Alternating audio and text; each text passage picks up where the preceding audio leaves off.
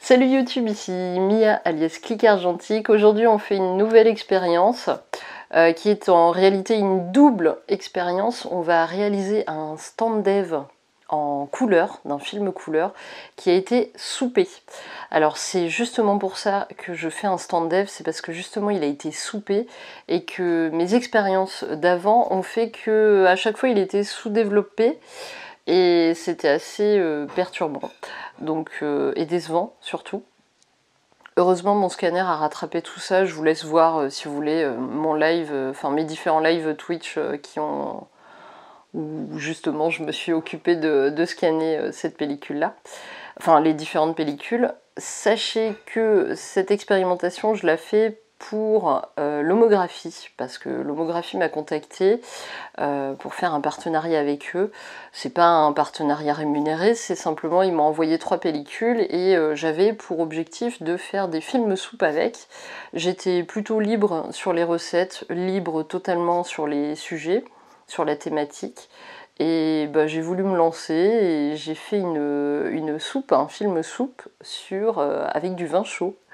Voilà, du vin chaud froid, parce que je l'ai fait, j'ai fait sur une pellicule du vin chaud chaud, mais aujourd'hui on va se focaliser simplement sur le stand dev en couleur d'une pellicule soupée. Je précise bien le fait que ce soit une pellicule soupée parce que ça n'aura pas les mêmes résultats avec une pellicule classique.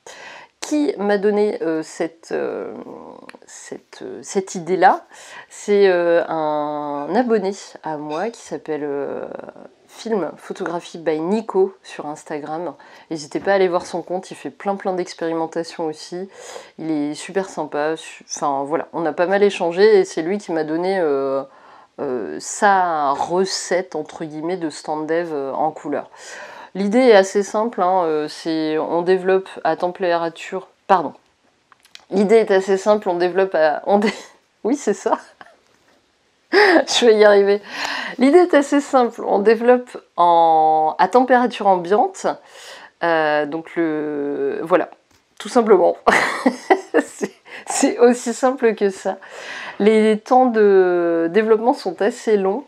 Là, on va faire du 1h30 pour le développement, donc le révélateur, et on va faire 45 minutes de blitz, donc le fixateur. Voilà, bah c'est parti.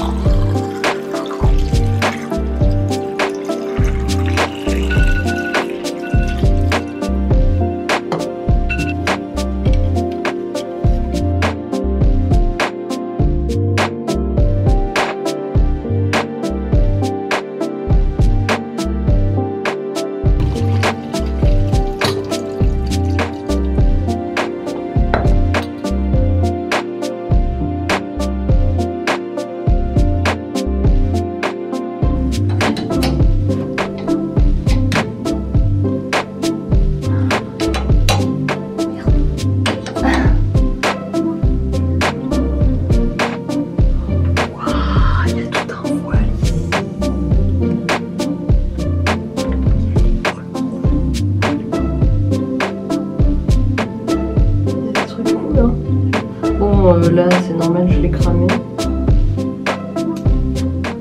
Je profite de cette vidéo pour vous donner une information importante si vous voulez vous lancer dans le film soupe.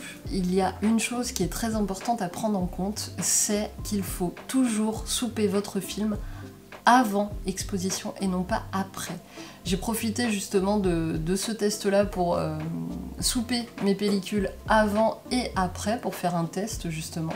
Et toutes les pellicules que j'ai soupées après, ça a donné des résultats pas du tout concluants. Les images sont parfois irrécupérables après exposition, ou alors ça donne vraiment pas grand-chose, quoi. Donc je vous conseille vraiment de bien souper vos pellicules avant exposition pour que ça puisse justement altérer à ce moment-là, au moment de la prise de vue, l'exposition, et c'est à ce moment-là justement que le film soupe va agir. Donc ça, c'était la petite parenthèse film soupe et précaution de soupage de film. Je vous laisse regarder les résultats et vous me direz ce que vous en pensez en commentaire dans la vidéo.